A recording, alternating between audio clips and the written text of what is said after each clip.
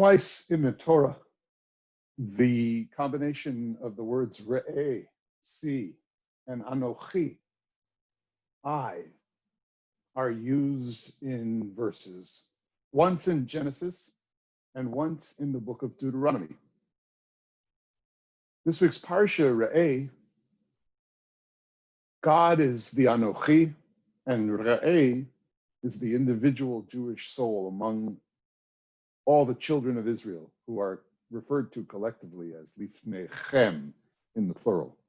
Commentators notice the difference and distinction between the second person, Re'eh, please see this, understand this, and the Lifnechem, the plural Lifnechem. The verb form seems to be inappropriate, but the commentaries explain in Ma'ayanah Shel HaTorah, quoting famous teaching of the Kotzker Rebbe, that before you, all of you collectively, this Torah, this instruction, all these mitzvot are granted and given, but every individual soul, Re'eh, sees it in his or her own way. And that makes for a beautiful collective amount of distinctions among all the children of Israel. The Genesis use of the phrase Re'eh Anochi refers back to a time that Jacob saw his own destiny for himself and his family. Vayomer lehen, Jacob speaking to both Rachel and Leah.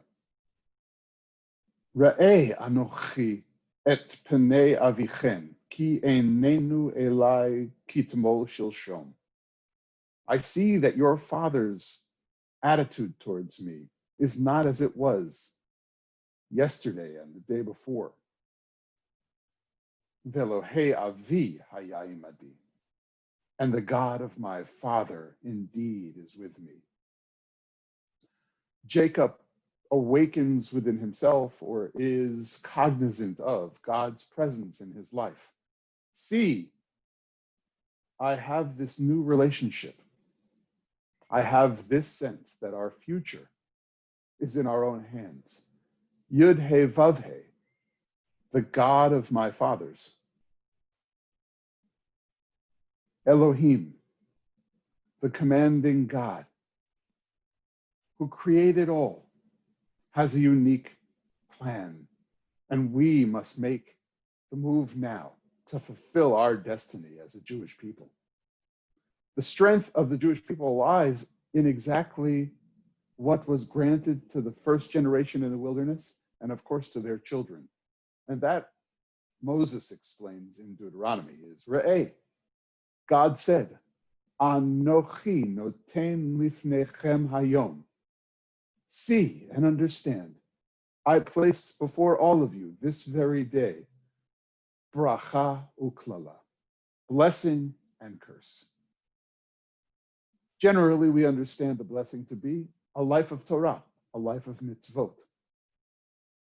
And expanding on that notion of what the blessing and curse really amounts to, the Kedushat Levi, a Hasidic master, says that the bracha is not only a reference to mitzvot in general, but new understandings of mitzvot and one's life experiences that we may achieve if we are reflective in the way we live our lives. Lichora tevat hayom eino muvan. What is that word today doing there? Did in fact God place all the bracha before those children of Israel of the second generation today, that very day that Moses instructed them about what happened at Sinai? Ach biyadua shakadosh baruch hu mechadesh betuvo bechol yom tamid ma'aseh bereshit. He was emphasizing that God renews creation and renews the potential for blessing every day of our lives. Dehu yitbarach noten bechol yom behirut chadash umashpia chasadim chadashim. God lets the divine effluence of blessing flow from the heavens, making new kindnesses for the world every day of creation, and offers new understandings, clarity about our lives. Behirut Chadash. The Adam Ha'oved Shemo, and Jewish people who have a relationship with God. Mikabel alav b'chol yom behirut v'sechel chadash. They are able to use their time with God and God's presence, deciphering new understandings in order to fulfill their destinies. Mashalo haya yodeha etmol, that which was not understood yesterday.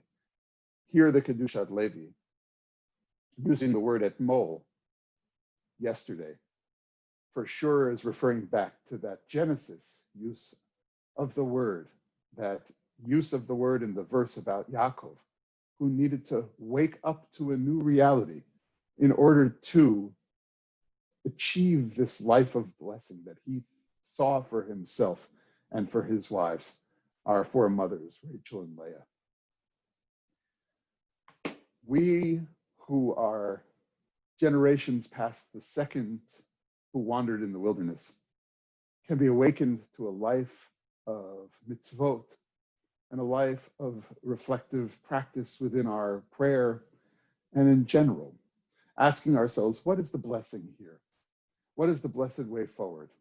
And how do we avoid the klala? How do we avoid the curses that come? Should we not take hold of Torah? Wishing you Shabbat Shalom and blessed learning and deep new understandings.